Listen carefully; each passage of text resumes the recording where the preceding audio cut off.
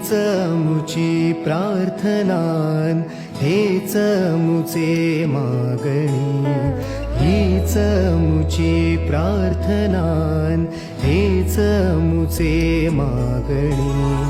माणसाने माणसाशी माणसासम वागणे,